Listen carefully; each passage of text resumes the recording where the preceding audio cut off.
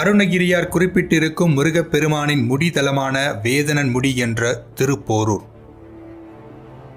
முருகப்பெருமான் அசுரர்களை எதிர்த்து 3 இடங்களில் போர் புரிந்தார். கடலில் போர் புரிந்த தலம் திருச்செந்தூர், நிலத்தில் போர் புரிந்த தலம் திருப்பரங்குன்றம், விண்ணில் போர் புரிந்த தலம் திருப்போரூர்.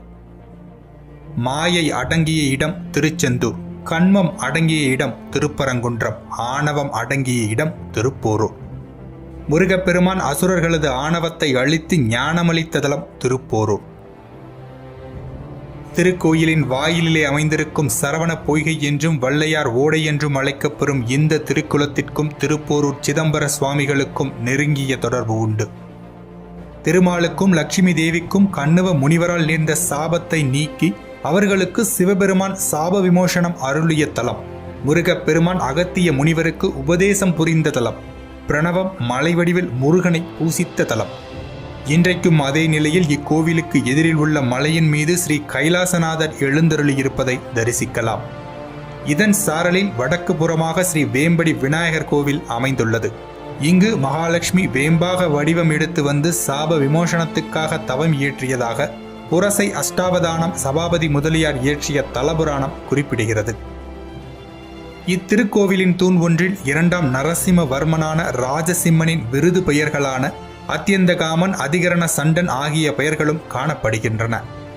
காலப்போக்கில் இக்கோவில் சிதலமடைந்து போக 17ஆம் நூற்றாண்டில் முற்பகுதியில் திருப்போரூரை வந்தடைந்த ஸ்ரீ சிதம்பர சுவாமிகள் அன்னை மீனாட்சியின் திருவாக்குப்படி இக்கோவிலை கண்டெடுத்து திருப்பணிகளை செய்தார். அக்காலத்தில் இப்பகுதி முற்றிலும் பனங்காடாக திகழ பெண் பனை மரத்தின் அடியில் முருகப்பெருமான் சுயம்பு மூர்த்தியாக புற்றினால் மூடப்பட்டிருந்ததை அறிந்து புற்றை நீக்கி திருக்கோவிலை கண்டெடுத்தார்.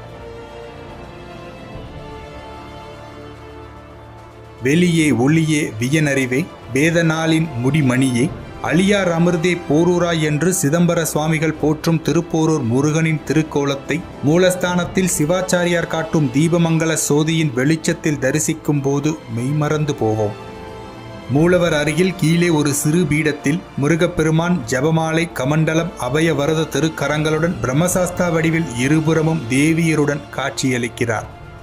இந்த சிறிய மூர்த்தி சிதம்பர சுவாமிகளால் அபிஷேக வழிபாட்டுக்காக அமைக்கப்பட்டவர். இங்குள்ள உபதேசமூர்த்தி திரு வடிவமும் நம்மை பிரமிக்க வைக்கும். சிவபெருமானது மடியில் அவர் முகத்தை நோக்கி முருகன் அமர்ந்திருக்க, சிவனார் வாய் புதைத்து குழந்தையிடம் பிரணவப் பொருளை உபதேசம் பெறும் அற்புத காட்சி. தமிழ்நாட்டில் எந்த கோவிலிலும் காண இயலாத அற்புத செப்பு திருமேனி. மானசாரம் என்ற சிற்ப நூலில் குறிப்பிட்டுள்ள இந்த அமைப்பு தேசிகர் என்ற வடிவமைப்பாகும்.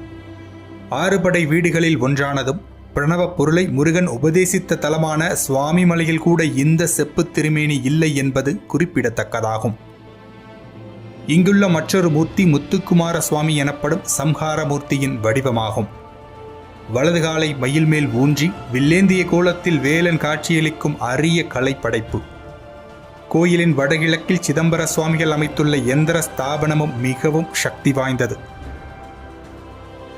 நாம் பிறவி பேரடைய, வாழ்வில் உயர் நிலையை அடைய கந்தபெருமானின் அடி நடு முடி என்று அருணகிரியார் போற்றி பாடிய இந்த 3 சக்தி வாய்ந்த திருத்தலங்களை தரிசித்து அனைத்து நலன்களையும் பெற்று வாழ்வில் வளம் பெறுவோம். நன்றி.